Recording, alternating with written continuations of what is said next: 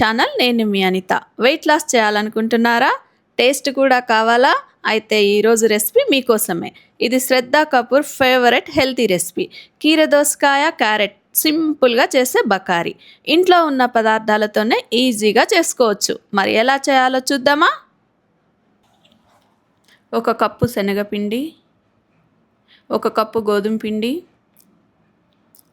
1 cup రాగి పిండి, 1 ఉల్లిగడ్డని ఇలా సన్నగా తరుక్కోవాలి.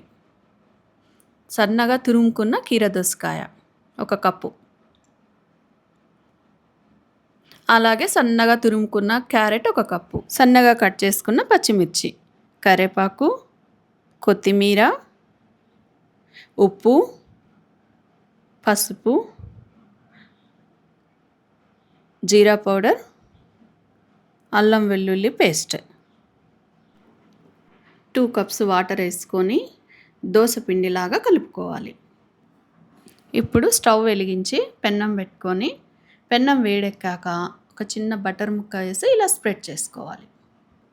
ఇప్పుడు మనం కలిపి పెట్టుకున్న బ్యాటర్ని 2 గంటలు వేసుకొని దోశలా స్ప్రెడ్ చేసుకొని మూత పెట్టి ఒక 2 మినిట్స్ కుక్ చేసుకోవాలి. ఇలా నువ్వులు స్ప్రింకిల్ చేసుకొని దోశ తిరగేసుకొని ఒక 2 మినిట్స్ కుక్ చేసుకోవాలి. అంతే.